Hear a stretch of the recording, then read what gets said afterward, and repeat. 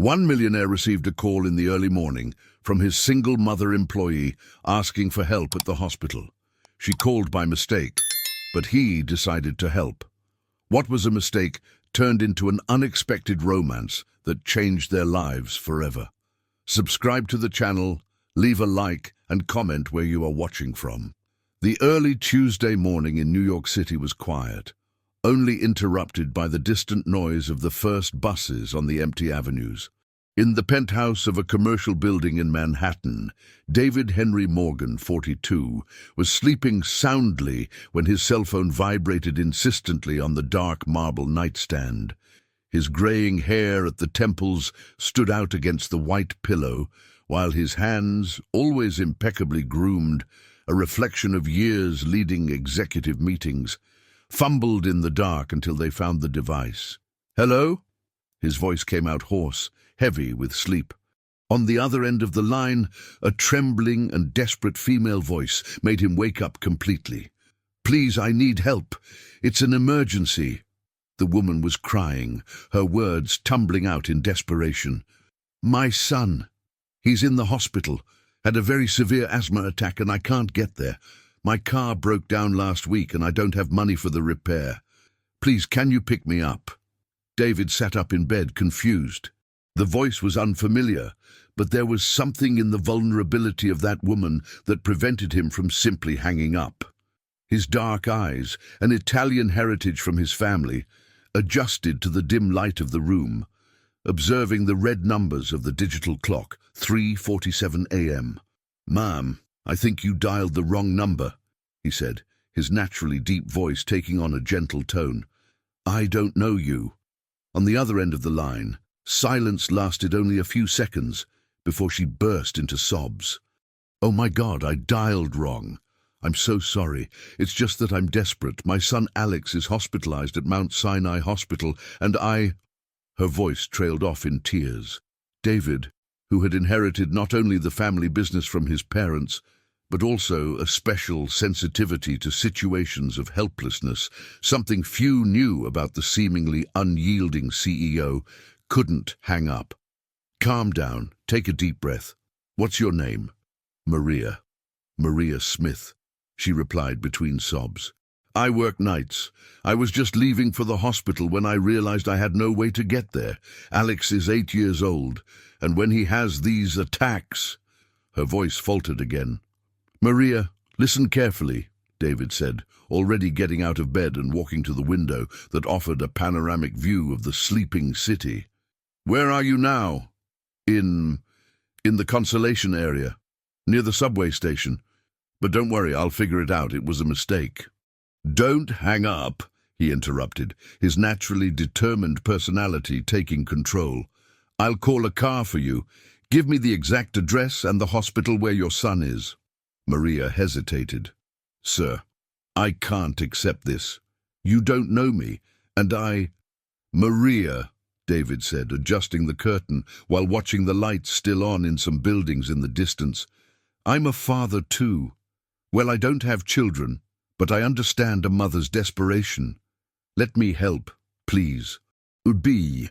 While he noted the information that Maria reluctantly provided, David had no idea he was speaking with the woman who meticulously cleaned his office on the 23rd floor of Morgan Corporate Tower every early morning.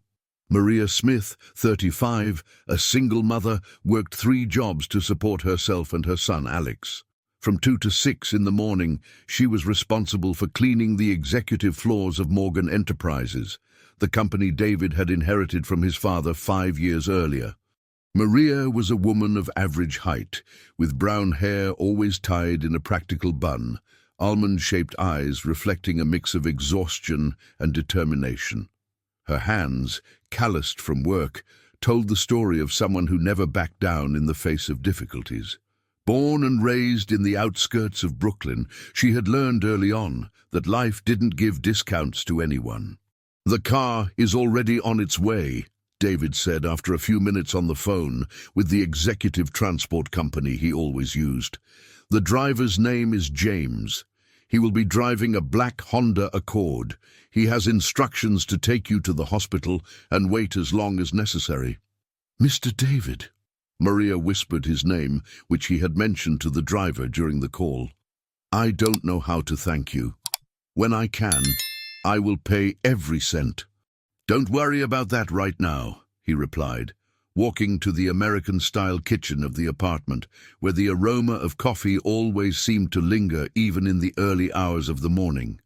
The important thing is to get to your son. And Maria, if you need anything at all, call me at this number, okay? After hanging up, David stayed awake, sitting in his leather armchair, watching the sunrise tint the skyscraper windows with gold. There was something in Maria's voice that intrigued him, a mix of fragility and strength that awakened an unusual curiosity in him.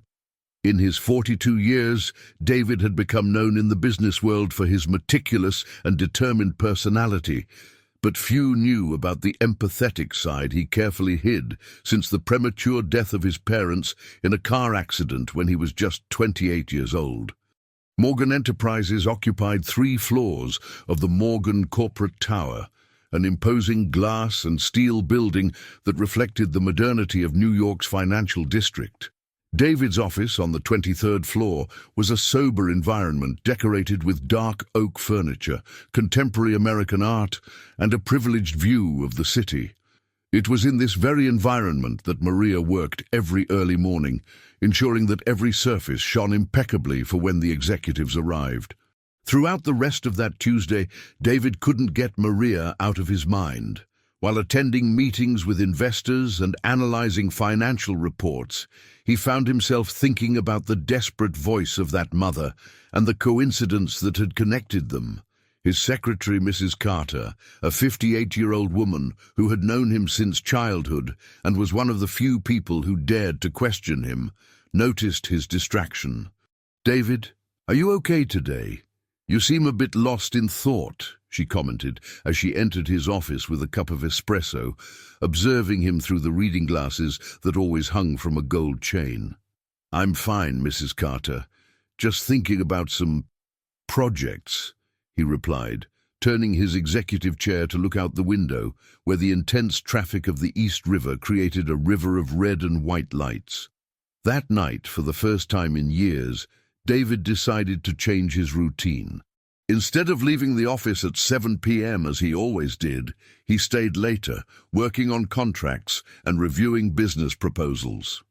At 2 a.m., when he knew the cleaning crew was starting their shift, he went down to the reception under the pretense of retrieving some documents he had forgotten.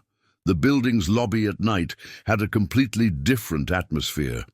The fluorescent lights cast soft shadows on the marble walls, and the silence was broken only by the hum of the elevators and the distant echo of footsteps in the upper corridors.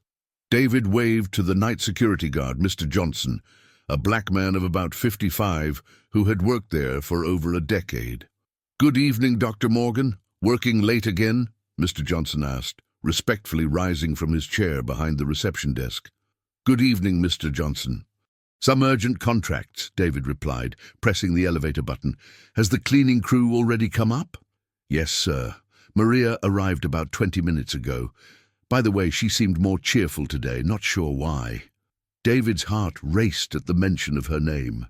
"Maria? Do you know her well?" "Of course, Doctor. She's been working here for almost 2 years. Good person, hard worker. She has a little boy, poor thing, always rushing from one job to another." Mr. Johnson commented as the elevator arrived. "Do you want me to let her know you're coming up?" "No need. I'll work quietly in my office," David said, stepping into the elevator with his heart beating faster than usual. The elevator ascended silently through the floors, and David watched the digital numbers change on the panel, feeling a strange anxiety he hadn't experienced in years.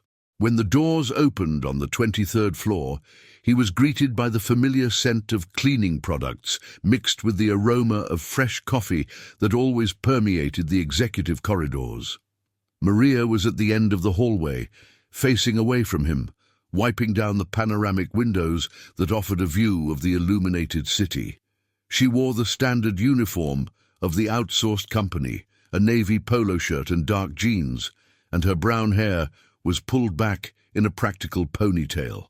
Even from a distance, David could see the grace in her movements, the careful way she cleaned every inch of the glass, ensuring there were no streaks left behind. He walked slowly down the corridors, pretending to check some documents, but in reality, he was watching Maria work. There was something mesmerizing about her concentration, the way she dedicated herself completely to the task, even though it was just cleaning for many. For David, who had learned from his father that any job done well deserved respect, that dedication was admirable. Maria sensed a presence and turned around, coming face to face with a tall man with broad shoulders, wearing a white dress shirt with the sleeves rolled up and dark dress pants. For a moment, she didn't recognize him.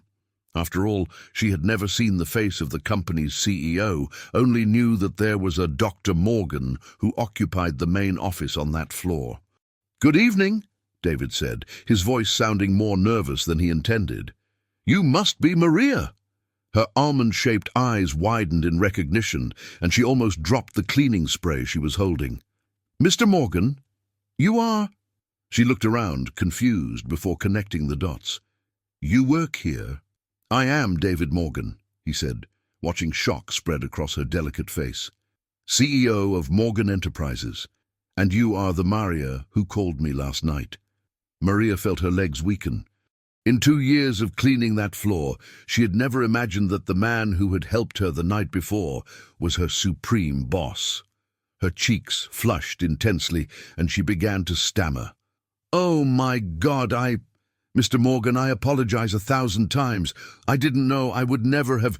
You must be thinking that I—" She started to nervously gather her cleaning supplies, clearly preparing to run away. "Maria, calm down," David said, taking a step forward with his hands raised in a reassuring gesture. "You didn't do anything wrong. How is your son? Alex, right?" The mention of her son's name made Maria stop moving. She looked at David with a mix of surprise and gratitude.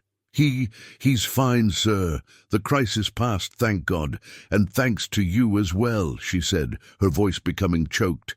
"If you hadn't helped me—" "I'm glad to hear he's better," David said, and for the first time in a long time, a genuine smile appeared on his face. Can I know more about what happened?" Maria hesitated, holding the cleaning cloth between her hands. The corridor was silent, illuminated only by the building's nightlights, creating an intimate atmosphere that contrasted with the formal corporate environment of the day. "Alex has had asthma since he was little," she began, her voice low. "Sometimes he has severe attacks, especially when the weather changes or when he gets too excited. Yesterday he was playing with friends in the building where we live, in the East Village, and suddenly he started having trouble breathing. I ran with him to the health clinic, but they said the case was serious and sent us to the hospital." She paused, looking out the window at the city lights. "My car broke down last week, and I still haven't managed to get the money to fix it. I tried to call a taxi, but it was the middle of the night, and, well, our area isn't the best for getting transportation at that hour. That's when I grabbed my friend Sarah's phone number, but I was so nervous that I dialed the wrong one." David listened attentively, observing the expressions that crossed Maria's face, the retrospective fear, the vulnerability, the strength she was trying to maintain. "And now, is he at home?" "Yes, he is. I stayed with him at the hospital until 2 in the afternoon yesterday, when they discharged him. The doctor said it was a severe crisis, but with the right treatment he'll be fine," Maria explained, a shy smile appearing on her lips. "He even asked who the angel uncle was that helped Mommy. I didn't know what to say." The comment about the angel uncle stirred something in David's chest, a feeling he hadn't experienced in a long time. "He seems to be a smart boy. Very smart. He's 8 years old, but sometimes he seems like he's 15, Maria said, and for the first time during the conversation, she relaxed her shoulders a bit. "He loves math, and is always asking how things work. He dreams of being an engineer when he grows up. And you, What do you dream of? David asked, surprised by his own boldness in asking such a personal question. Maria fell silent for a moment, clearly not expecting the question. I dream that Alex has all the opportunities I didn't have, that he can study at a good university, that he has a better future than mine. And what about your dreams? The ones that are just yours, not related to Alex? She looked at him with curiosity, as if no one had ever asked her that question. It's been so long since I thought about that. I think my dreams and Alex's have become one. David felt a tightness in his chest. There was something in Maria's selflessness that touched him deeply, reminding him of his own mother, who always put family above all else. Maria, can I ask you a somewhat direct question? She nodded nervously. Why do you work 3 jobs? I know life is expensive, but... Maria sighed, gripping the cleaning cloth tightly again. Alex's father never helped financially. In fact, he doesn't even know Alex exists. When I found out I was pregnant, he made it clear he didn't want any responsibilities, she said, her voice growing firmer. So it's just me and Alex all the time. I work here at night. In the afternoons I care for an elderly lady in the gardens. And on weekends I do cleaning in houses. It's what needs to be done. That must be very tiring, David commented, admiring her determination. It is, she admitted, but you get used to it. And when I see Alex happy, doing well in school, making friends, it's worth every hour of lost sleep. The silence stretched between them, but it wasn't uncomfortable. It was the kind of silence that arises when 2 people share something real, without social masks. Maria, David finally said, I'd like to do something for you, for Alex. Let me help with the medical expenses, or... No, she interrupted quickly, shaking her head. Mr. Morgan, I really appreciate it, but I can't accept. What you've already done is more than enough. Why not? Maria looked directly into his dark eyes. Because I don't want anyone to think I'm taking advantage of the situation. I work honestly to earn my money. I don't want favors that could be held over me later. Maria's response surprised David. He was used to people accepting help without question, especially coming from him. Her integrity impressed him and challenged him at the same time. What if it wasn't a favor? What if it was something you deserved? What do you mean? David thought quickly. I noticed that you take care of this floor with exceptional dedication. I've never seen the office so immaculate. How about we discuss a promotion? Maybe a supervisory position in the cleaning team. Maria looked at him suspiciously. Mr. Morgan, with all due respect, I've worked here for 2 years. If I were to get a promotion, it would have happened by now. You don't need to make excuses to help me. But Maria's frankness completely disarmed David. He was used to dealing with executives who measured every word, who always had ulterior motives. Her direct honesty was refreshing and at the same time challenging. You're right, he admitted. I was trying to find a way to help without it seeming like charity. But the truth is, I was impressed by your story, by your determination, and yes, I want to help. Why? Maria asked, crossing her arms. Why would a millionaire CEO care about a cleaner and her son? The question hit David hard. Why indeed? He tried to find a rational answer, but all he could muster was honesty. Because when you called me that night, I heard in your desperation something I recognized. My mother had the same voice when my father worked too much and she was left alone with the problems. And because... He hesitated. Because I haven't met someone so real in a long time. Maria studied his face for a long moment. Are you married, Mr. Morgan? No, I was engaged once a few years ago, but it didn't work out. Why? Now it was David's turn to hesitate.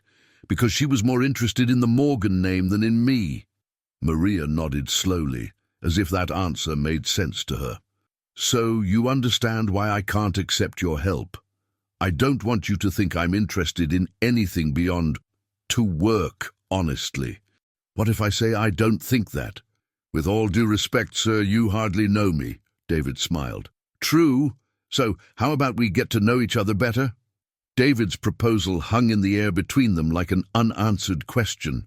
Maria looked at him with a mix of curiosity and caution, her fingers nervously drumming on the handle of the broom she held. "What do you mean by getting to know each other better?" she asked, her voice laden with distrust. David realized he had sounded more direct than he intended.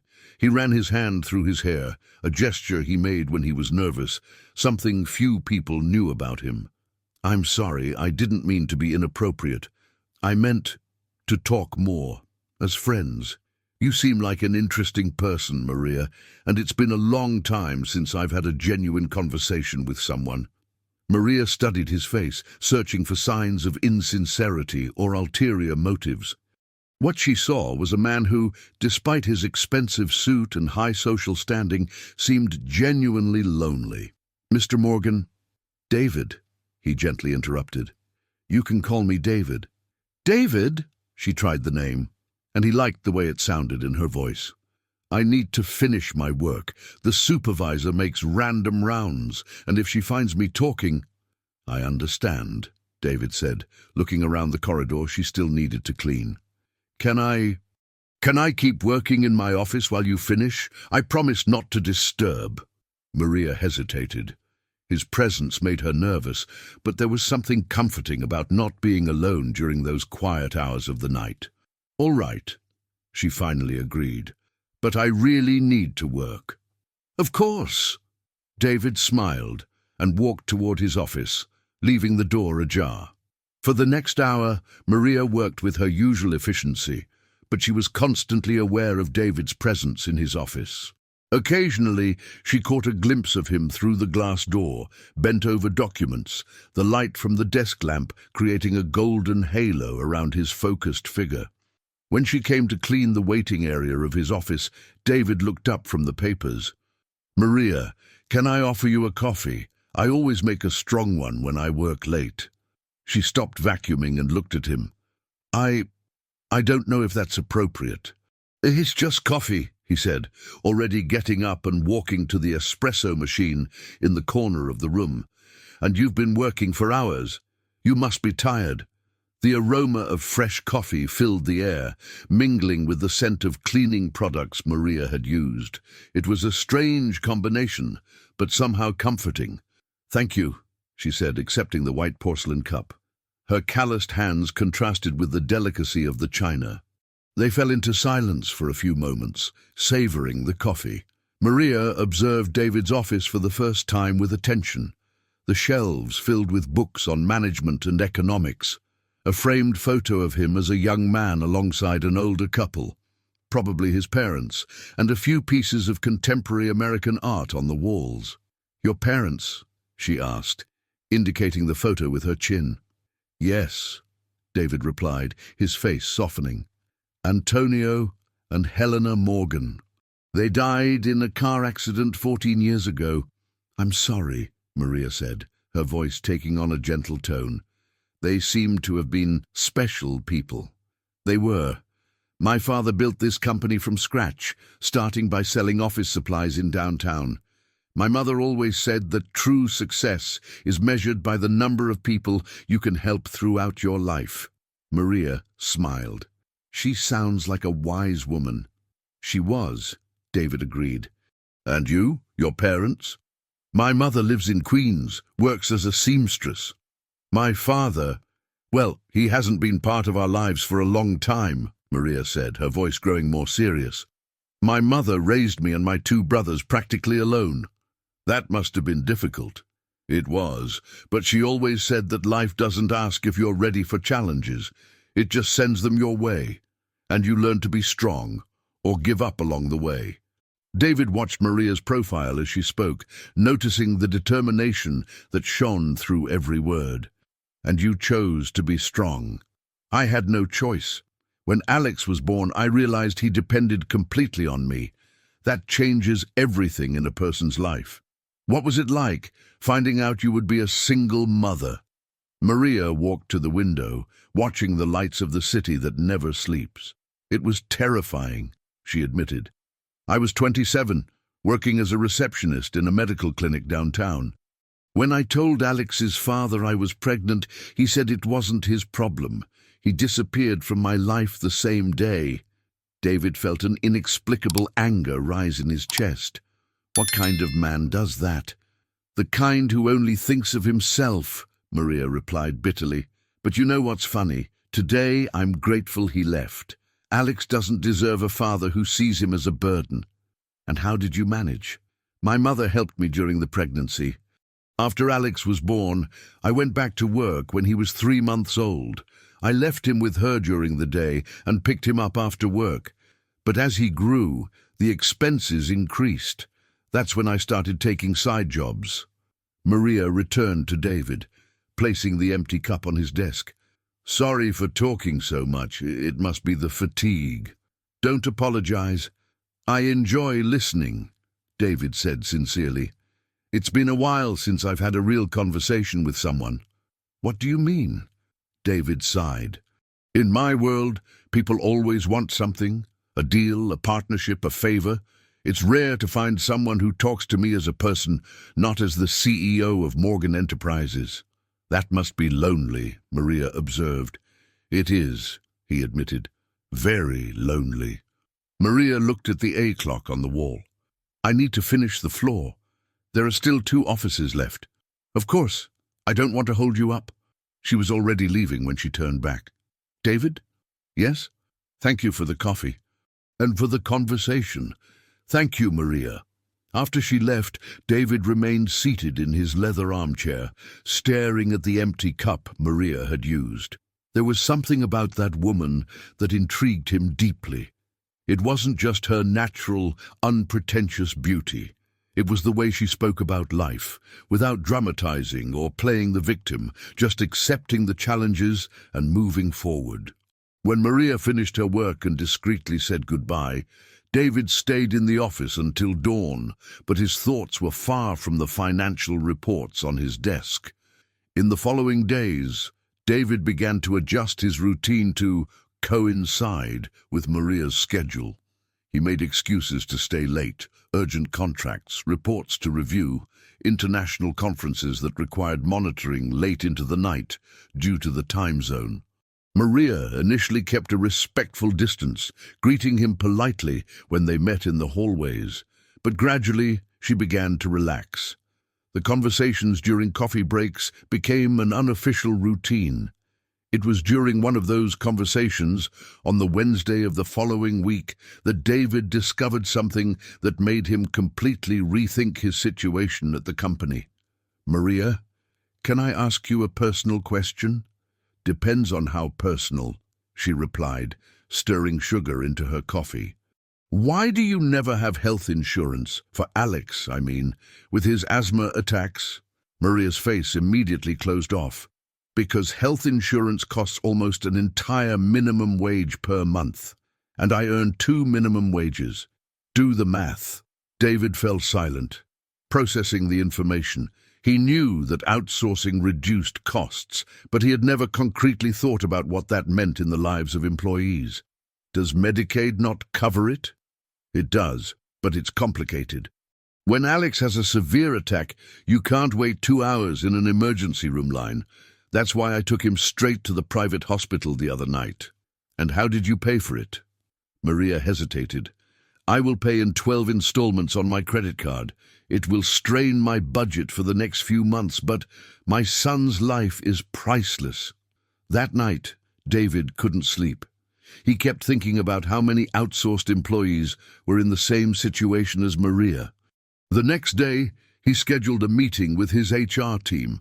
I want to implement a basic health insurance plan for all outsourced employees working in our buildings, he announced during the meeting.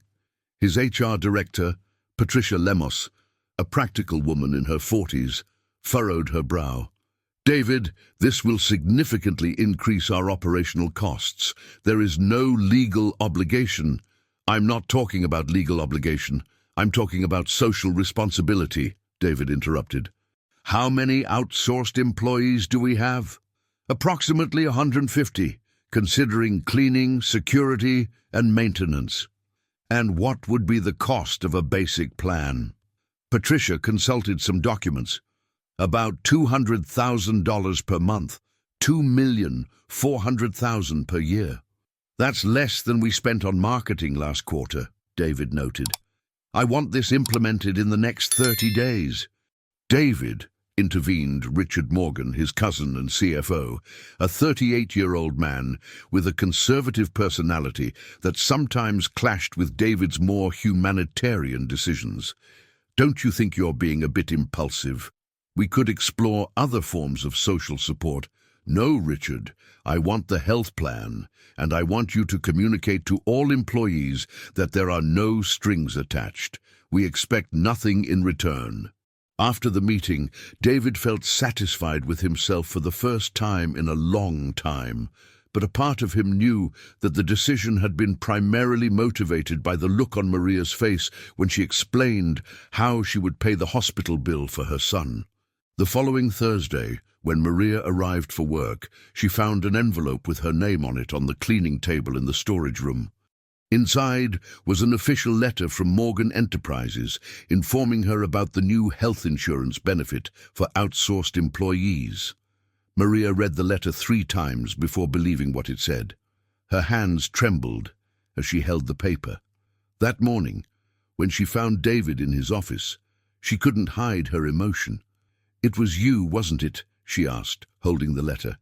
"It was the company's idea," David replied, trying to sound casual, but the smile on his face gave him away. "David," Maria said, her voice choked, "you didn't have to do this. I didn't do it just for you, Maria. I did it for all the employees who are in the same situation. But it was because of me that you thought of this." David looked her in the eyes. "Yes, it was because of you, and I don't regret it." Maria stepped closer to him, and for the first time since they met, gently touched his arm. "Thank you. Really. You have no idea what this means for me and for Alex." Her touch sent an electric jolt through David's arm. At that moment, he knew that his feelings for Maria had gone far beyond simple admiration or compassion.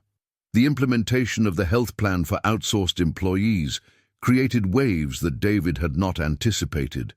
The Monday following the announcement, he arrived at the office and noticed curious glances from employees, whispers that ceased when he walked through the hallways, and an atmosphere of speculation hanging in the air like morning fog.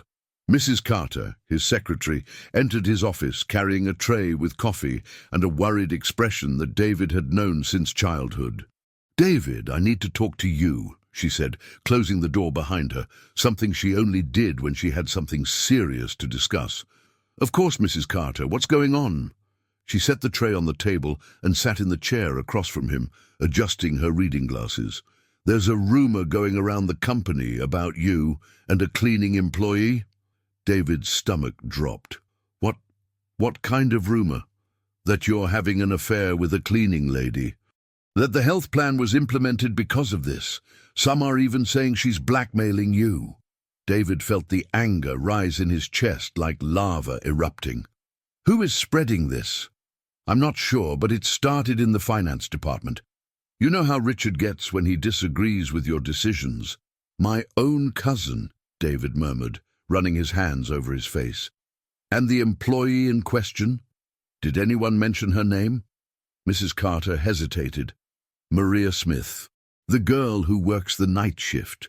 David closed his eyes, imagining how Maria would feel if she knew about the rumors. Her integrity, her constant concern about not appearing opportunistic, all of that would be destroyed by malicious gossip. "Mrs. Carter, I need you to do a few things for me. First, I want a meeting with Richard this afternoon. Second, I need to speak with the supervisor of the outsourced company that manages the cleaning team." "David, Mrs. Carter said, her voice taking on the maternal tone she had used since he was a child. "Is this Maria a good person?" David looked out the window, watching the intense traffic of the East River below. "She's the most honest person I've met in a long time, Mrs. Carter." "Then fight for her, but fight the right way." During lunch, David couldn't focus on the meeting with potential investors. His mind was occupied with how to protect Maria from the rumors that could destroy not only her reputation, but also her job. At 3 p.m., Richard Morgan entered David's office with his characteristic defensive posture. Cousin on his father's side, Richard had grown up in David's shadow, always resentful for not inheriting the leadership of the family business. "You wanted to see me?" Richard asked, sitting in the chair without waiting for an invitation. "I want to know who is spreading rumors about me and a cleaning lady." David got straight to the point, his voice as cold as ice. Richard shrugged, feigning disinterest. "Rumors are part of any company, David. When you make impulsive decisions like this health plan—" "Impulsive?" David stood up, leaning his hands on the table. "Richard, implementing benefits for employees is impulsive now. It is when you spend almost $2.5 million a year based on a conversation with a cleaning lady," Richard replied, his voice taking on a bitter tone. "How do you know about a conversation with a cleaning lady?" Richard realized he had said too much.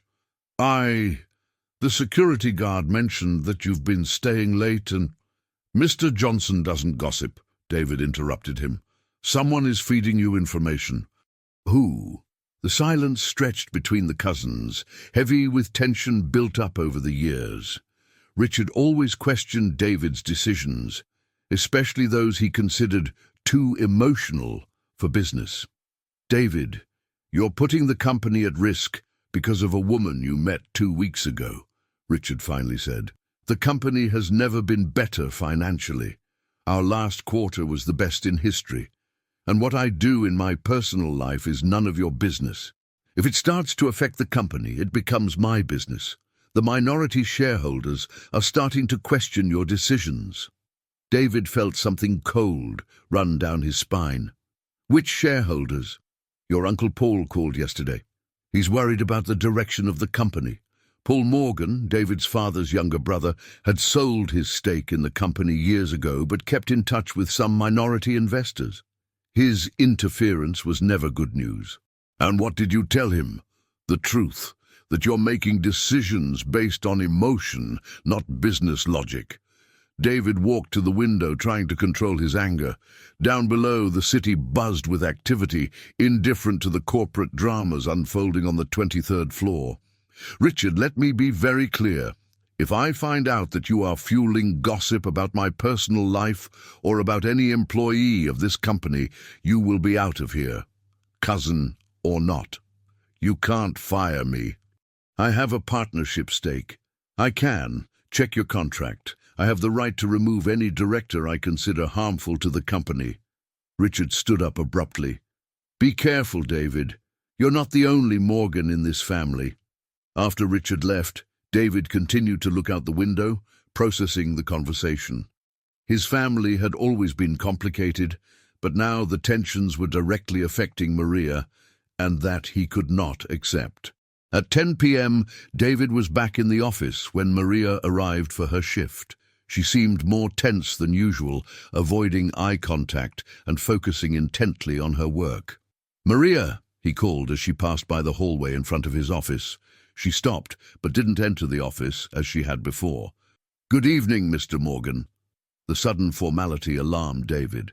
"Did something happen?" "No, sir, I'm just working." David stepped out of the room and approached her. "Maria, please, tell me what happened." She looked around, checking if they were alone before responding. "The supervisor from my company called me today. She said there are comments circulating about me at Morgan Enterprises, that I need to be careful not to mix personal life with work." David felt his blood boil. "Did she say that exactly in those words?" "She said some employees commented that I'm getting too close to executives at the company, that this could be misinterpreted." "Maria, that's ridiculous. You haven't done anything wrong." "David," she said, her voice low and heavy with emotion, "I can't lose this job. It represents 1/3 of my income. And if these rumors reach my other jobs, they won't. I will fix this." Maria shook her head. "No, you can't fix it. Anything you do now will only feed the rumors more. You don't understand. For people like me, reputation is all we have. And for people like me, People like you have lawyers, have power, have money to protect themselves. I only have my honest work." David leaned closer to her, lowering his voice. "Maria, what's happening between us?" "Nothing is happening between us," she quickly interrupted. "You helped me in an emergency, implemented a benefit for the employees, and I'm grateful. That's it." "That's it?" Maria avoided his gaze. "It has to be just that, David. Our worlds are very different. What if I say I don't care about the differences?" "But I do care," she replied, finally looking directly at him.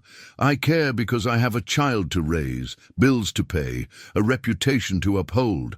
I can't afford to live a fairy tale." David felt as if he had been punched in the stomach. "Is that what you think it is? A fairy tale?" "I don't know what it is, David. I just know I can't risk finding out." Maria stepped back, returning to her work with a determination that made it clear the conversation was over. David watched her walk away, feeling a mix of frustration and admiration. Even hurt by her words, he understood Maria's position. She was protecting herself and her child in the only way she knew how. That night, David made a decision. If he couldn't protect Maria from the rumors directly, he would find an indirect way to do so. And if his family wanted to question his business decisions, he would show exactly what he was capable of as CEO. The next morning, David called an extraordinary meeting with the entire board. It was time to make some things very clear about who was in charge of Morgan Enterprises. The conference room at Morgan Enterprises on the 24th floor was tense on Thursday morning. David had called an extraordinary meeting with only 2 hours' notice, something that rarely happened.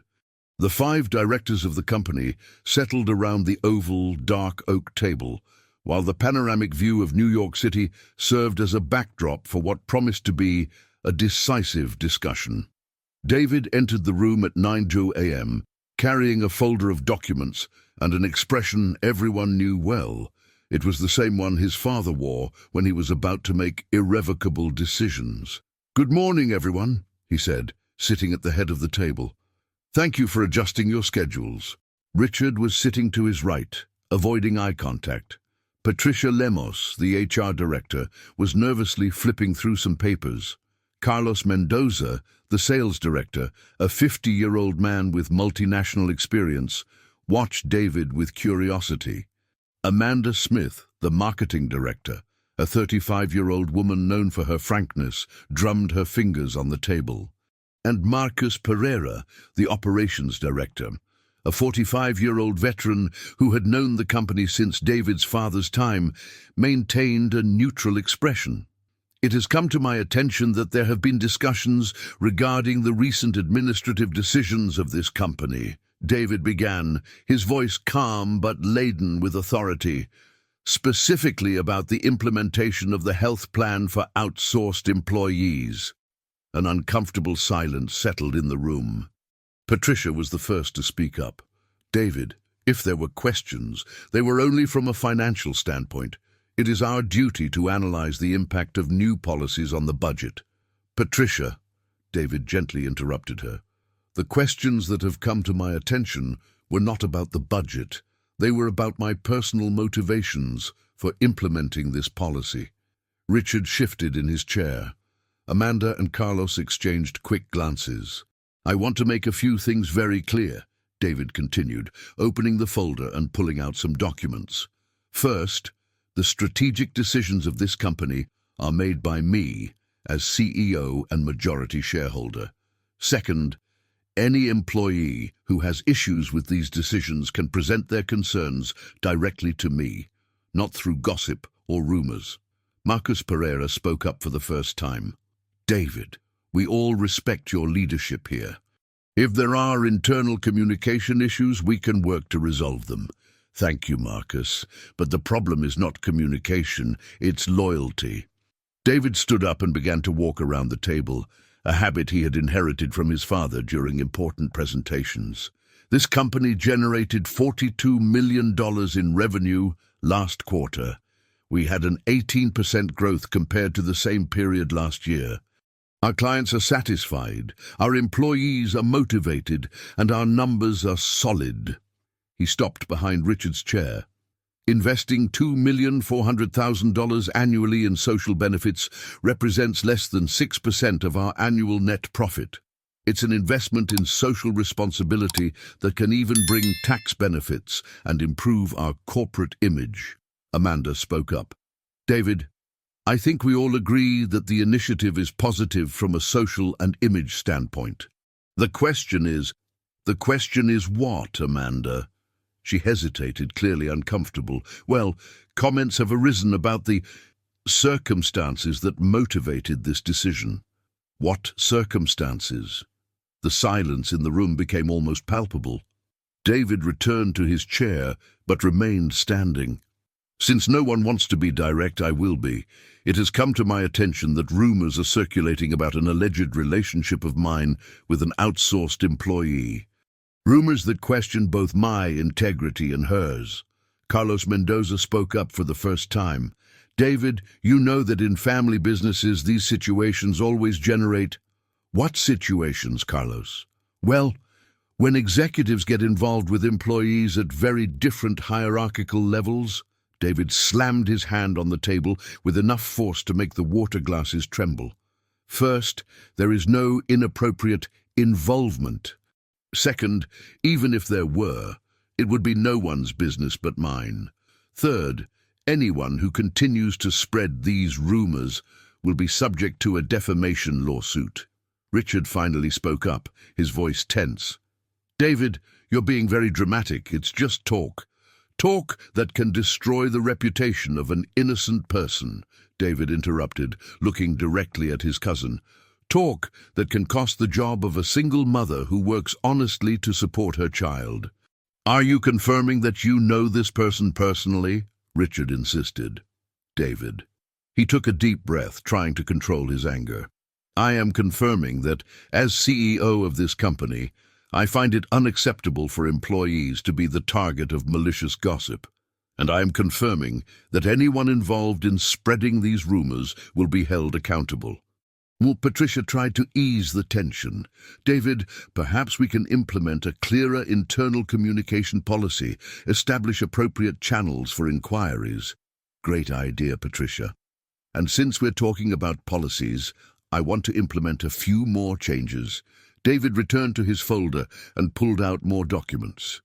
Effective immediately, this company will have the following new policies. First, a continuing education program for all outsourced employees who demonstrate interest and aptitude. Second, an evaluation system for internal promotions that will include outsourced employees. Third, a whistleblower channel for cases of bullying or defamation among employees. Amanda's eyes widened. David, this will represent a significant investment which will be covered by the excellent results we are achieving. Any objections? No one spoke up, but the expressions around the table varied between surprise and concern. There's one more thing, David continued, his voice becoming even more serious. It has come to my attention that information about internal decisions of this company is being shared with outside individuals, specifically with my Uncle Paul. Richard visibly paled. I want to make it clear that any leak of confidential information will be treated as a breach of contract and subject to appropriate legal penalties. This includes informal conversations with family members about company matters. David closed the folder and looked at each person at the table. Is there any doubt about the new guidelines? Marcus raised his hand slightly. David, can I ask a direct question? Of course, Marcus. Are you personally involved with this employee? The question hung in the air like a bomb about to explode. David looked out the window for a moment, watching the movement of the city below before responding. Marcus, I will answer your question with another question. Would that change anything regarding the policies I am implementing? Are these policies beneficial for the company? Are they legal? Are they ethical? Yes, but... Then my personal life is not relevant to this discussion, David concluded firmly. What is relevant is that this company maintains the highest standards of professionalism and respect among all employees, regardless of hierarchy. Amanda spoke up again. David, we just want to make sure you are making rational decisions. Amanda, David said, his voice taking on a dangerous tone, are you questioning my leadership ability? No, of course not. We're just concerned. Concerned about what? About the best financial results in the company's history, about customer satisfaction, about our reputation in the market. Carlos tried to mediate. David, I think we are all on the same side here. Perhaps we can... No, Carlos. We are not all on the same side, David interrupted him. Some of you are on the side of the company and its values. Others are on the side of gossip and family interference. He walked to the door of the room, but turned before leaving. I will give everyone a week to reflect on their priorities. At the next meeting, I want to know who is committed to the vision I have for this company. Those who are not can seek other opportunities in the market. After David left, the room fell silent for several minutes. Finally, Richard murmured, "He has completely lost his mind." Patricia looked at him disapprovingly. Or perhaps he has found something that was missing in his life. And now? Amanda asked. Marcus, who had known the Morgan family for decades, sighed deeply. Now we will find out if David is really like his father, or if he will let himself be swayed by external pressures. Meanwhile, David was in his office, looking out the window and thinking about Maria. He knew that the decisions he had made that morning would have consequences, but he also knew he could no longer tolerate her being the target of malicious rumors. His phone rang. It was Mrs. Carter. David, your Uncle Paul is on the line. He says it's urgent. David sighed. The storm was just beginning. David looked at the phone for a few seconds before answering. He knew his Uncle Paul well, a 58-year-old man who always considered himself the unofficial patriarch of the Morgan family after the death of his older brother. Paul had sold his stake in the company years ago to invest in other areas, but he had never really distanced himself from the family business. Hello, Uncle Paul. David, my boy, I need to talk to you urgently. The deep, authoritative voice echoed through the phone. I'm at the club. Can you come here? I'm in the middle of the workday. We can talk over the phone. No, this is not a conversation for the phone. David, it's about the future of the family business, your father's legacy. The mention of his father always served as an emotional trigger for David, and Paul knew that. All right, I'll be there in an hour. Right, the New York Athletic Club, located on the Upper East Side, was neutral territory for the high society of New York, where the Morgan family had gathered for decades. David arrived at the venue at 11:30, finding his uncle in the private lounge, surrounded by the smell of leather from the antique furniture and the discreet murmur of conversations from other members.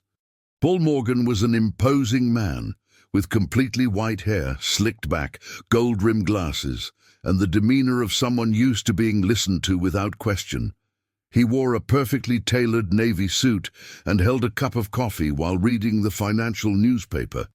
David, he stood up to greet his nephew, you look terrible. Haven't you been sleeping well?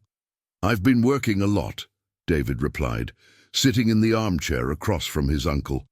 What's so urgent? Paul carefully folded the newspaper and placed the cup on the marble coffee table. I'm getting calls, David, from important people, investors, business partners, all concerned about the direction of Morgan Enterprises. Concerned about what, specifically? About you, my boy, about the strange decisions you've been making. David felt irritation rise, but he tried to maintain his composure. The calm. What strange decisions? Paul leaned forward, adopting the posture he used when he wanted to sound paternal. David, you implemented a health plan for outsourced employees that will cost nearly $2.5 million a year, without consulting the board, without conducting feasibility studies.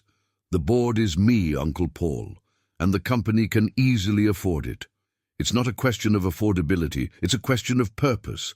A company exists to generate profit, not to do charity.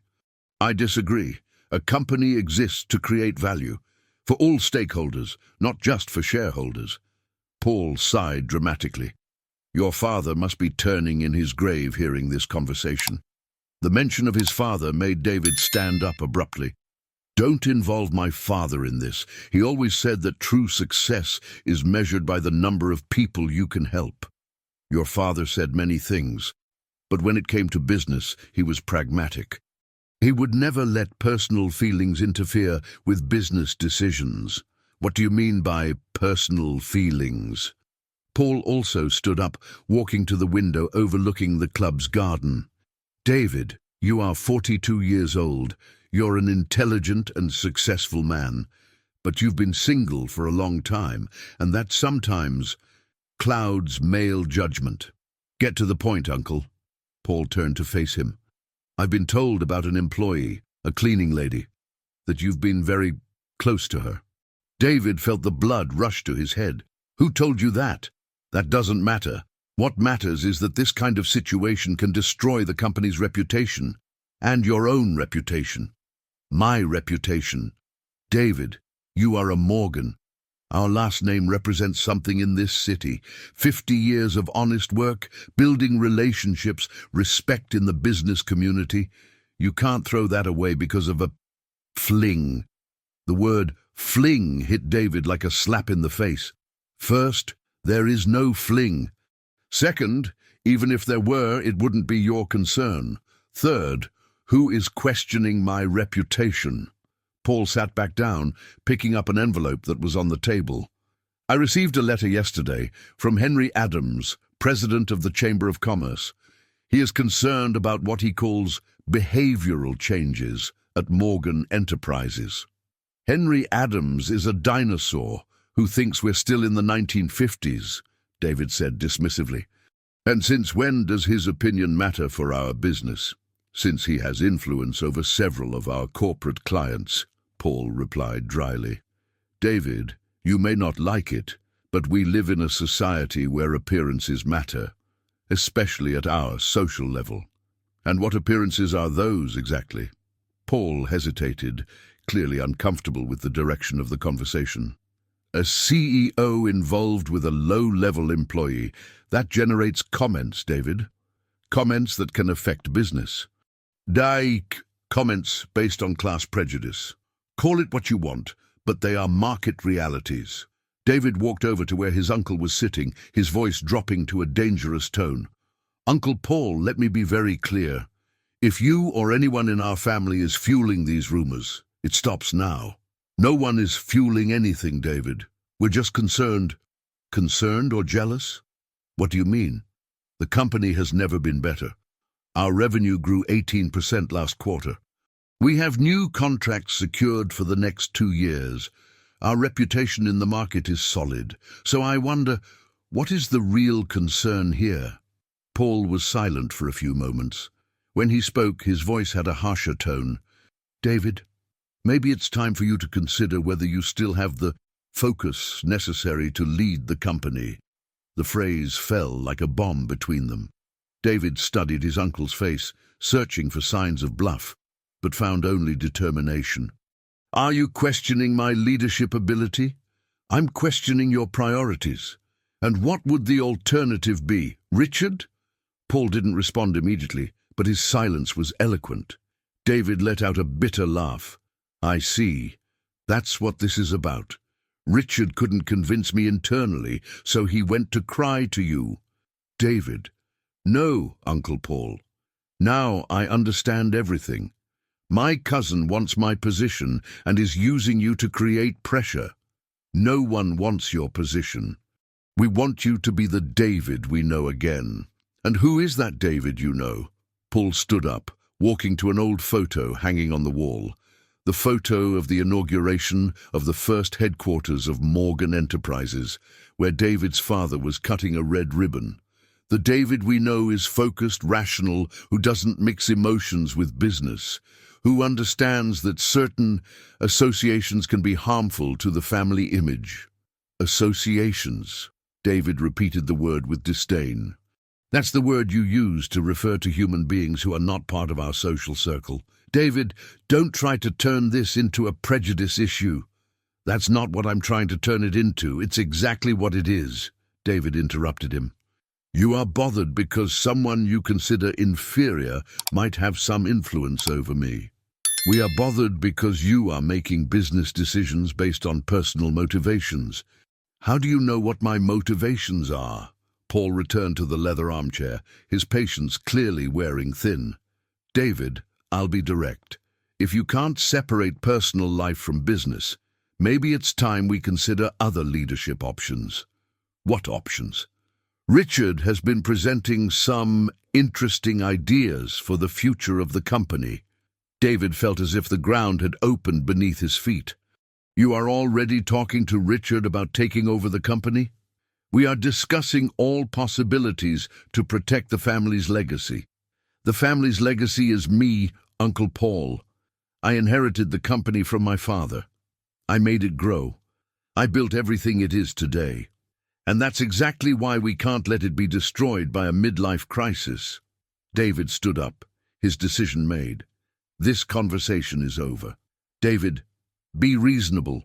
Not Uncle Paul. Sensible is what I am being. For the first time in a long time. He walked to the door but turned before leaving. And just to be clear, I will not give up the company my father left me because of the family's prejudices. If you want a war, you're going to have one. David, you are making a mistake. The only mistake I made was believing my family would support me regardless of the circumstances. He left the club with his heart racing and a growing certainty. It was time to choose definitively between the family's expectations and his own happiness. And for the first time in his life, David knew exactly which choice he wanted to make. David drove through the streets of New York City aimlessly, his mind turbulent after the confrontation with his uncle. The heavy afternoon traffic gave him time to process what had just happened. His own family was conspiring to take him out of the company he had turned into a success. He stopped at a traffic light on Fifth Avenue and grabbed his phone to call Mrs. Carter. Carmen, cancel all my afternoon appointments. I need to sort some things out. David, are you okay? Your voice sounds strange. I'm fine, just need to think. Instead of returning to the office, David drove to the Brooklyn Bridge. He parked the car and walked to one of the viewpoints, where the view of the East River and the skyscrapers created a perspective that always helped him reflect on important decisions. The autumn wind swayed the trees along the waterfront, and the sound of traffic created an urban symphony David had known since childhood. This was his city, his life, and now he needed to decide if he was willing to fight for it. His phone buzzed. It was a message from Maria. Mr. David, the supervisor informed me that I need to have a formal conversation with HR at Morgan Enterprises tomorrow morning. Do you know what it's about? David's stomach dropped. The rumors had reached the official corporate level. He typed a quick response. I will handle this. Don't worry. But even as he sent the message, David knew that his ability to handle was being questioned from all sides. At 6 p.m., he returned to the office determined to make a drastic decision. Mrs. Carter had left, but she had left some notes about meetings that needed to be rescheduled. David ignored them and went straight to his office. At 9:30 p.m., when he knew Maria would be arriving for her shift, David went down to the lobby. Mr. Johnson greeted him with the usual respect. Dr. David, the cleaning crew just went up. Thanks, Mr. Johnson. I'll be working late again. On the 23rd floor, David found Maria organizing her cleaning supplies in the storage room. She looked visibly tense, her movements quicker and more nervous than usual. Maria, I need to talk to you. She turned, and David could see the worry etched on her face. David, about that meeting tomorrow. That's why I need to talk to you. Can you come to my office? Maria hesitated. I don't think that's a good idea. If someone sees us... Maria, please, it's important. Reluctantly, she followed him to his office. David closed the door and gestured to one of the leather armchairs in front of his desk. "Please, have a seat." "I'd rather stand." "What do you need to tell me?" David walked to the window, watching the city lights come on as night fell. "Maria, you are going to be called to an HR meeting because someone made a formal complaint about our closeness." "What kind of complaint?" "Alleging that there are irregularities in my conduct as CEO and that you may be benefiting improperly from it." Maria closed her eyes for a moment as if she had been struck. "I knew this would happen." "Maria." "No, David, I warned you. I said our worlds were too different, that this would only bring problems." David turned to face her. "And what if I say I don't care about the problems?" "But I do care," she exploded, her voice rising higher than she intended. "You don't understand. I could lose this job. I could be marked in the market as the employee who got involved with the boss to gain benefits. That won't happen." "How can you be sure?" David took a deep breath. It was time for the truth. "Because I am going to resign as president of the company." The silence that followed was deafening. Maria looked at him as if he had lost his mind. "What?" "You heard right. I will resign. I will leave Morgan Enterprises." Maria stepped closer to him, her almond-shaped eyes shining with disbelief. "David, you can't be serious." "I am completely serious." "Why? Because of the rumors? Because of me?" David gently held her arms. "Because of us. Because of how I feel when I'm with you. Because I found something real for the first time in years." Maria stepped away from him, shaking her head vigorously. "No, no, no. David, this company is your life. It's your father's legacy. You can't throw all of this away." "Maria, for the last 15 years, I have dedicated my entire life to this company. I worked weekends, holidays, lost relationships, sacrificed everything. And for what? To find out that my own family is conspiring against me?" "Your family?" David sat heavily in his leather armchair. "My Uncle Paul called me for a talk today. He is pushing for me to be replaced by my cousin Richard." "Because of the rumors about us?" "Because of everything. The new social policies, my lack of focus, my questionable motivations. It's really just an excuse. Richard has always wanted my position." Maria sat down in the armchair opposite him. "David, you are talking about giving up everything for a woman you have known for 3 weeks. I am not giving up everything. I am choosing what really matters." David looked her in the eyes. "You, Alex. The possibility of building something real, something of my own, not something that was left for me." Maria ran her hands over her face. "David, I don't even know what to say. Say that you're willing to try. Say that you feel something too." Maria was silent for a long moment, her eyes fixed on the city lights outside. When she spoke, her voice was low and heavy with emotion. "Of course I feel something for you.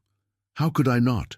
You came into my life like a guardian angel. You helped me when I needed it most, implemented policies that changed the lives of hundreds of employees, treated me as if I were—" "As if you were what?"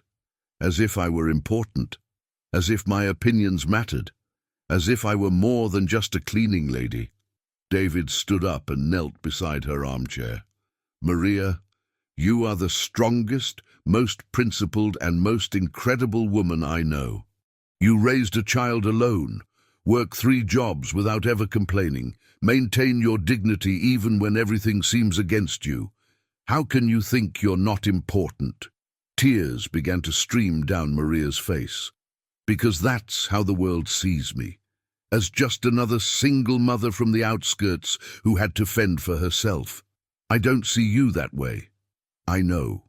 And that's why this is so scary." David held her hand. "Why scary?" "Because for the first time in my life, I allowed myself to dream of something that seemed impossible, to dream that someone like you could be interested in someone like me." "Maria." "But David, you resigning from the company doesn't solve anything. It will only create new problems. You'll regret it. You'll blame me for ruining your career." "That will never happen." Maria stood up, walking over to the window. What if it goes wrong between us? What if we find out we're very different people? What if you realize you gave up everything for an illusion? David approached her from behind.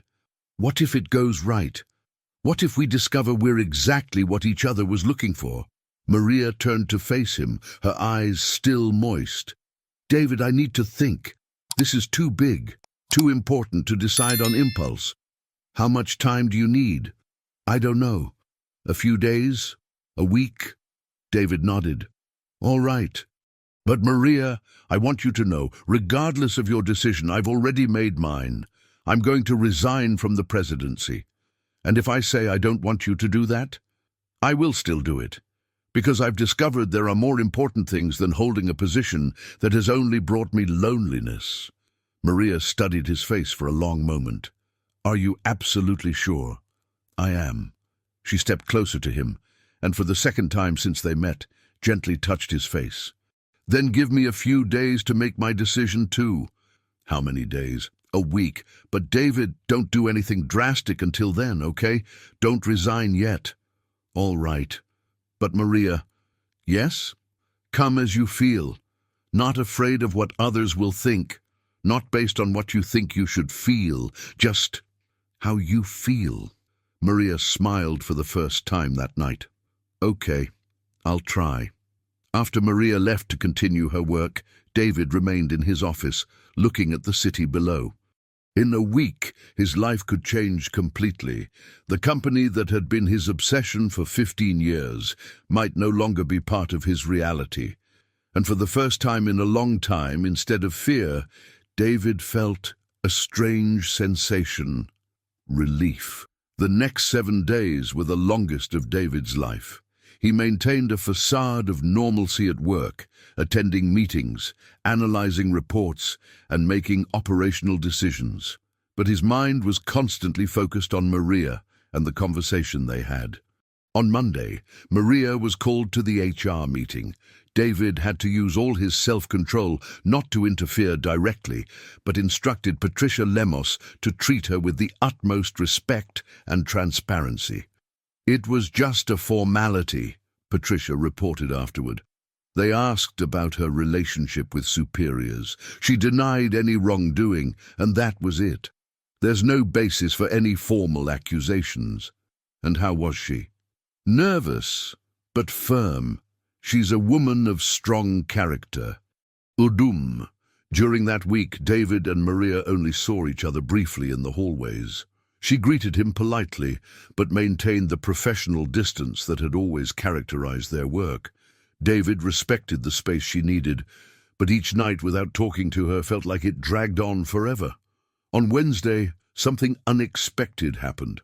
Alex, Maria's son, had another asthma attack during school hours. This time, thanks to the health plan that David had implemented, Maria was able to quickly take him to a private hospital without worrying about the costs. David only learned about it the next day when Mr. Johnson casually mentioned that Maria had arrived late for work because she had been at the hospital with her son. She said this time it was much easier, Mr. Johnson commented.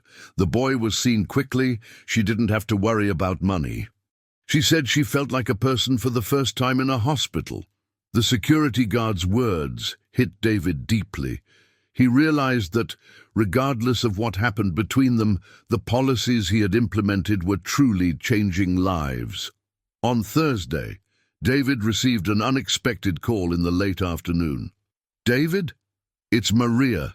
His heart raced upon hearing her voice. Maria, how are you? How's Alex? We're fine. He's actually great. David, could you meet me somewhere tonight outside of the company? Sure, where? Do you know Central Park near the lake? I do. What time? At 8? I know it's strange, but I need to talk to you in a neutral place. All right, I'll see you there at 8. David arrived at the park a few minutes before the agreed time. The late afternoon was pleasant, with a gentle breeze swaying the treetops. The lake reflected the last lights of the day, and a few people walked along the paths, enjoying the mild weather. Maria arrived promptly at 8, wearing dark jeans and an aqua-green blouse that highlighted her eyes. Her hair was down, something David had never seen before, and she looked more relaxed than in recent weeks. "Thank you for coming," she said, approaching him.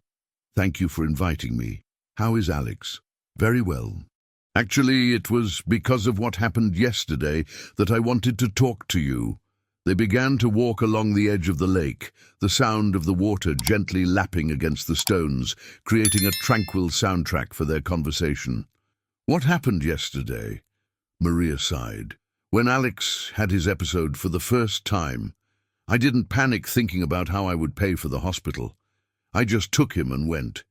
At the reception, when I presented the health insurance card, the attendant treated me differently, with respect, as if I were an important person." David listened in silence, noticing the emotion in her voice. "While I waited for the doctor to see Alex, I kept thinking about everything that has changed in my life since you came into it, not just financially, but the way I see myself, the way other people see me." "Maria, let me finish, please," she gently interrupted him. "I also thought about what you said about resigning from the company, and I realized that you were willing to give up everything without even knowing if I feel the same way about you." They stopped at a bench near the lake. Maria sat down, and David joined her. "And what do you feel for me, Maria?" She looked at the lights beginning to reflect on the water. "I'm afraid to say it, because once I do, there's no turning back. For me, there's no turning back either." "It doesn't matter what you say." Maria turned to look directly at him. "I fell in love with you, David, completely, in a way I didn't even know was possible." David's heart raced. "Maria, but," she continued, raising her hand to silence him, "I also realize that if you resign from the company for my sake, that will always be between us. It will be the elephant in the room in every discussion, in every difficult moment we have." "That's not true." "It is, David, and you know it. At some point you'll wonder if it was worth it, and I couldn't live with that doubt." David held her hand. "So, what are you proposing? That you fight for the company, that you show your family and everyone that you are not easily manipulated, that the decisions you made were right and that you are a better leader than they think. And us?" Maria smiled, a smile that lit up her entire face. "We will find a way, but the right way. Without you having to sacrifice your career, without me having to feel guilty about it." David studied her face. "Are you sure?" "I'm sure of what I feel for you, and I'm sure that I want to be with you. But I'm also sure that if we're smart, we can have it all." "How?" Maria stood up, extending her hand to him. "First, you go back to that company and show everyone who really calls the shots. Second, I will accept your offer to study business administration. Maria, third," she continued, her eyes shining with determination, "you will give me time to qualify, to grow professionally, to become someone who can stand beside the CEO of Morgan Enterprises without anyone questioning whether I deserve to be there." David stood up as well, impressed by the wisdom of this woman. "How much time? 1 year? Maybe 2? The time it takes for me to finish my business administration degree and secure a position in the company that matches my qualifications, not our relationship." "And during that time?" Maria moved closer to him, placing her hands on David's chest. "During that time we get to know each other better, slowly, the right way. No pressure, no scandals, no rumors." David embraced her, feeling a mix of admiration and love that almost took his breath away. "You are amazing, you know that?" "I'm practical," she corrected, smiling, "and passionate, a dangerous combination." They held each other for a few minutes, watching the city lights reflect on the lake's water. Finally, David pulled away to look her in the eyes. "Maria, there's something I need to tell you." "What is it?" "On Monday, I will have a meeting with the entire board and some minority shareholders. It will be decided whether I continue as CEO." Maria's face grew worried. "Do you think they might remove you?" "They might try, But now that I know you want me to fight, I will fight with everything I have." Maria smiled again, leaning in to gently kiss his cheek. "Then go there and show them what CEO David Morgan is capable of. And you, will you be cheering for me?" "I will be doing more than that," she replied, her eyes shining with determination. "I will be preparing to be the woman you deserve by your side." When they parted that night, David knew he had found not only the woman he had fallen in love with, but a life partner. Maria had shown that true love was not about dramatic sacrifices, but about building something solid together, step by step. Now it was time to put her plan into action. It was time to fight for Morgan Enterprises. Monday arrived with a typical grey autumn sky. David woke up at 5:30 a.m. David took a cold shower to fully wake up and dressed in his best suit, a navy Hugo Boss he had bought for special occasions. Today was definitely a special occasion. The meeting was scheduled for 9 a.m. and David had spent the weekend preparing a presentation that would change the course of the discussion. He wasn't just going to defend himself, he was going on the offensive. He arrived at the office at 7 a.m. and found Mrs. Carter already waiting for him, carrying a bulky folder and a determined expression he hadn't seen in years. "Good morning, warrior," she said, using the nickname she had given him as a child. "Are you ready for battle?" "More than ready, Mrs. Carter. Do you have everything I asked for?" "I do. Financial reports from the last 5 years, comparative analyses with competitors, data on employee and customer satisfaction, and—" She paused dramatically. "Some very interesting information about Richard's business activities." David raised his eyebrows. "What kind of information?" "I discovered that he has been meeting with representatives from Adams and Associates. Apparently, he's been discussing a possible acquisition of Morgan Enterprises." David's blood ran cold. Acquisition. That's what it looks like. And there's more. Your Uncle Paul has a minority stake in Adams and Associates, a stake he acquired last month. David sat heavily in his chair. The conspiracy was bigger than he had imagined. It wasn't just about removing a problematic CEO, it was about selling the family business. "Mrs. Carter, are you absolutely sure about this information?" "I have the records from the Chamber of Commerce, all documented and legal." David studied the documents, feeling a mix of anger and determination growing in his chest. His own uncle was conspiring to sell the company his father had built with so much sacrifice. At 8:45 a.m., David was in the conference room, organizing his materials. The oval dark oak table had been expanded to accommodate not only the company directors, but also 3 minority shareholders who had been invited to the meeting. The first to arrive were Amanda and Carlos, who greeted David with an unusual formality. Next came Patricia and Marcus, both looking uncomfortable with the situation. Richard entered at 9:03 a.m., accompanied by Paul Morgan and 3 men David did not recognize. "David," Paul said, taking on a ceremonial tone, "I would like to introduce Dr. Henry Adams, Dr. Fernando Smith, and Dr. Robert Lee, representatives of some of our minority investors." David greeted the men politely, but internally he had already identified the trap. Henry Adams was the president of the Chamber of Commerce, who had expressed concerns about his behaviors. The other 2 were partners at Adams and Associates. "Very well," David said, taking the head of the table. "Since everyone is here, we can begin. I assume this meeting is about the future leadership of Morgan Enterprises."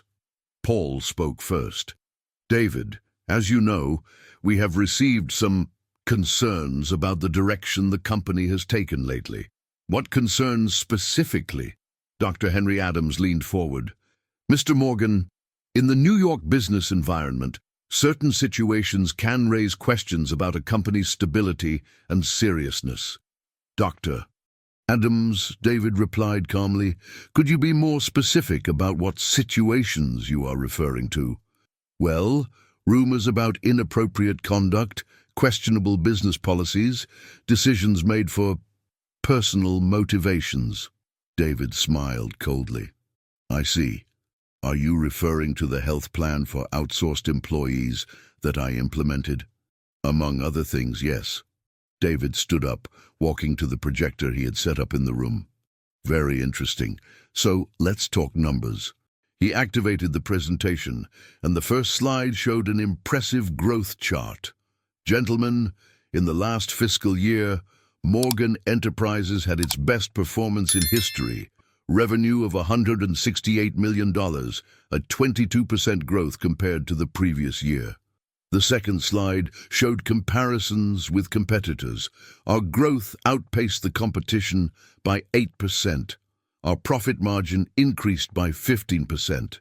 David, Richard tried to interrupt, no one is questioning the financial results. No? David looked directly at him. Then what exactly are you questioning? The third slide showed data on employee satisfaction. The implementation of the health plan for outsourced employees resulted in a 40% reduction in absenteeism, a 35% increase in productivity for the cleaning and maintenance teams, and our company was ranked as one of the 50 best places to work in Greater New York. Dr. Fernando Smith spoke for the first time. Mr. Morgan, these numbers are impressive, but there are issues beyond the financial results. Oh yes, David said, moving to the next slide. Corporate governance issues, perhaps? The slide showed a detailed organizational chart. Interesting that you mentioned that, Dr. Smith, because I discovered something very curious about corporate governance.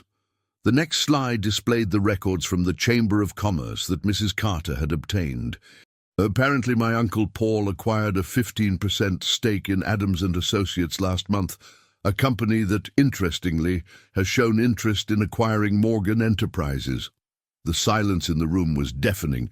Paul visibly paled, while Richard looked as if he had been struck by lightning. I also discovered, David continued, not giving them time to recover, that my cousin Richard has been meeting weekly with representatives from Adams & Associates to discuss restructuring strategies for our company. David, I can explain, Richard began. No need to explain, Richard. It's all very clear. You all want to remove me from the presidency to facilitate a sale of the company. David switched to the final slide, which showed a growth projection for the next 5 years. But here's what you didn't understand. This company is worth much more maintaining its independence than being sold to external groups. He turned to face Dr. Adams directly. And regarding the rumors about inappropriate conduct, I would like to make it clear that my personal life is irrelevant to my leadership ability, unless, of course, you have concrete data proving otherwise. Dr. Adams looked clearly uncomfortable. Well, it's just concerns about image. Image, David laughed, bitterly. Our image has never been better. We have guaranteed contracts for the next 2 years. Our reputation in the market is solid, and our clients are satisfied.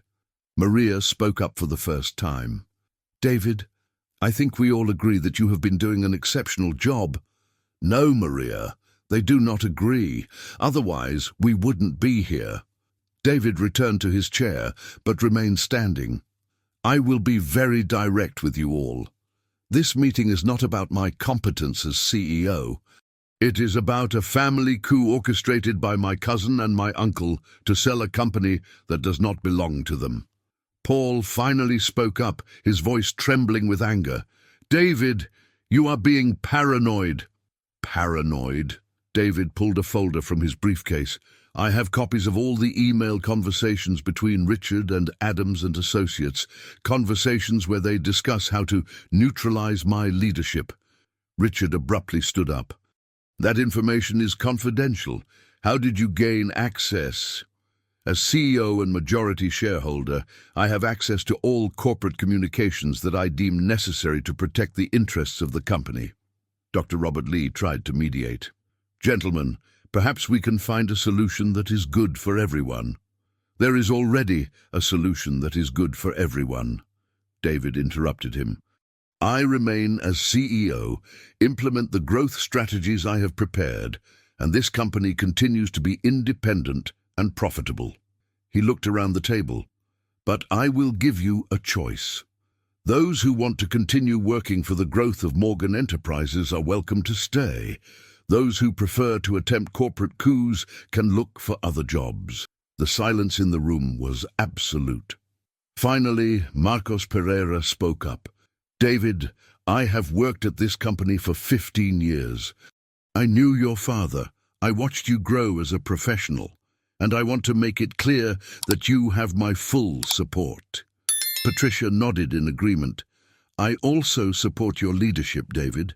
Maria hesitated for a moment before speaking. David, I'm sorry for doubting you. You have always been an exceptional leader. Carlos also voiced his support. Only Richard and Paul remained silent. Very well, David said. Richard, as the CFO who violated the company's trust by secretly negotiating with external groups, I consider that you can no longer remain in your position. You are terminated for cause. You can't do that, Richard exploded. I can, and I just did. Security will be called to escort you out. David turned to Paul. Uncle, you have a choice. Sell your minority shares back to me and step away from the company's business permanently, or I will sue you for conflict of interest. De Paul looked around the room, realizing he had completely lost control of the situation. This will not end here, David. It will end exactly like this, and Uncle Paul, my father, would be very disappointed in you. After Paul and Richard left the room, followed by the representatives of Adams and Associates, David sat heavily in his chair, his body trembling with adrenaline. Mrs. Carter entered the room carrying a tray with coffee. How do you feel, champ? David smiled for the first time that morning, like someone who just saved my father's company. And more importantly, like someone who had proven to himself and to Maria that he was ready to fight for what truly mattered. 2 years later, the graduation ceremony of the NYU School of Business was taking place in the main auditorium of the campus, and David watched proudly from the third row as Maria walked up to the stage to receive her diploma. She wore a black gown over an elegant navy blue dress, her hair styled in a sophisticated bun that made her look like the executive she was becoming. Next to David, Alex, now 10 years old, was enthusiastically applauding while taking pictures of his mother with a cell phone. The boy had grown considerably in the past 2 years, not just physically, but in confidence and personality. His asthma attacks were completely under control, thanks to the regular medical follow-up provided by the health plan. She looks beautiful, doesn't she, David? Alex whispered, using the name he had started calling David after a few months of living together. She does, champ. Your mother is a warrior. When Maria came down from the stage with her diploma in hand, her eyes sparkled with emotion and pride. David stood up to applaud, and for a moment their eyes met across the crowd. The smile she directed at him was worth more than all the business successes he had achieved. After the ceremony, they met in the college garden. Maria ran to hug Alex first, lifting the boy off the ground despite him getting too heavy for that. I did it, my love. Mommy graduated. I knew you could do it, Mom. You're the smartest of them all. When she turned to David, he enveloped her in a warm embrace. Congratulations, Dr. Maria Smith, Bachelor of Business Administration. I still can't believe I did it, she murmured against his chest. Working, studying, and still taking care of Alex. There were moments I thought about giving up. But you didn't give up, just as I knew you wouldn't. Maria pulled back to look him in the eyes. And tomorrow I officially start as Director of Social Responsibility at Morgan Enterprises. Tomorrow you officially start, but in practice you have already been working in that role for 6 months, David smiled. And revolutionizing the area, I might add. During the 2 years that had passed since that stormy meeting, much had changed at Morgan Enterprises. With Richard gone and Paul out of the picture, David had completely restructured the company. Maria had started as an administrative assistant in the HR department while studying, and gradually took on greater responsibilities in the social responsibility area. Her innovative ideas, based on her real-life experience with the struggles of low-income workers, had transformed the company into a national reference in corporate social policies. The continuing education program she had developed had already benefited over 300 outsourced employees, and the system, the internal promotion evaluations, had resulted in 45 promotions over the last 2 years. "Alex, how about we celebrate at your favorite restaurant?" David suggested. "The one with the chocolate pizza." The boy's eyes lit up. "That one." As they walked through the parking lot, Maria held David's hand. "You know what?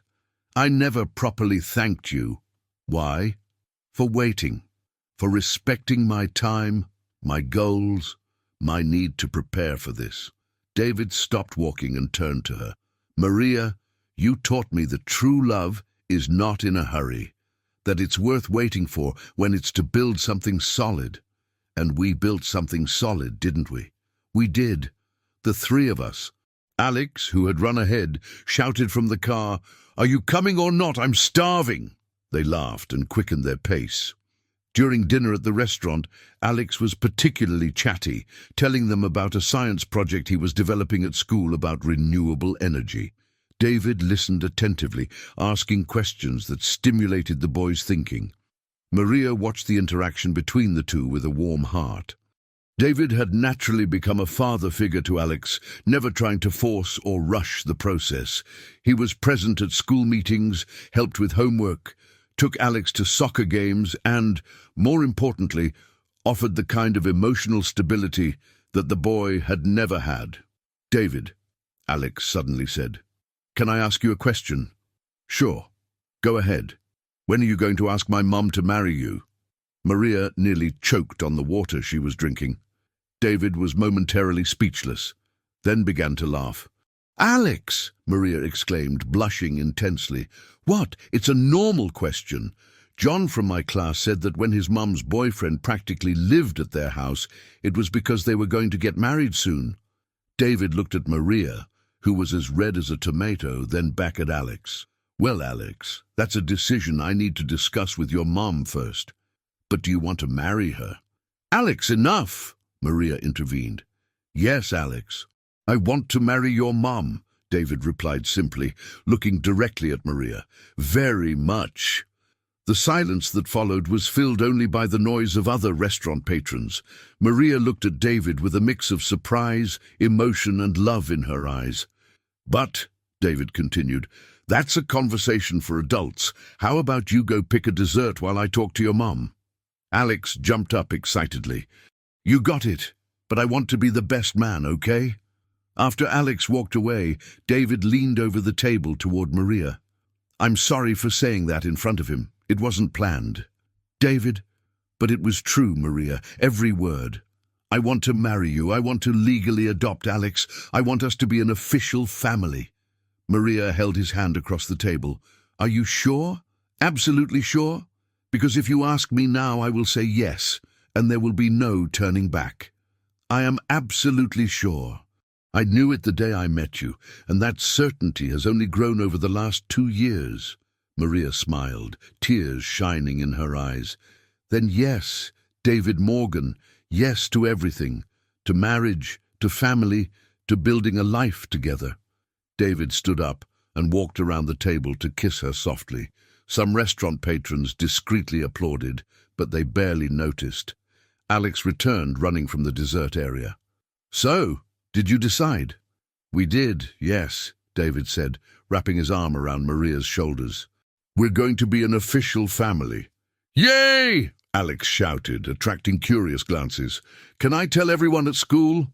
"You can," Maria laughed. "But first, let's tell Grandma, okay?" Later that night, after dropping Alex off at Grandma's house for the weekend, a tradition that had developed to give the couple privacy, David and Maria walked across the East River Bridge, the same place where she had made the decision that changed their lives 2 years earlier. "You know what's funny?" Maria commented, leaning on the railing as they watched the city lights. "What?" 2 years ago, I was convinced that our worlds were too incompatible, that the social difference would be an insurmountable obstacle. And now? Now I realize that it wasn't our worlds that were different. It was us who were in different worlds.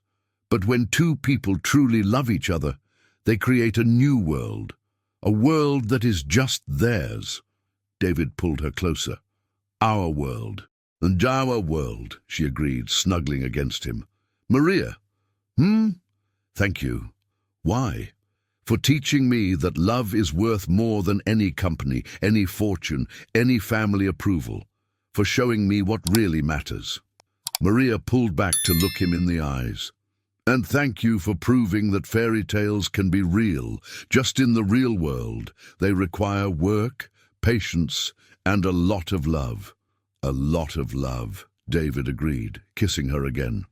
As they returned home, the home that David had bought in the Upper East Side, but that Maria had decorated with her warm touch, turning it into a true home, they both reflected on the journey that had brought them here. A wrong connection in the early morning had transformed into the most right connection of their lives.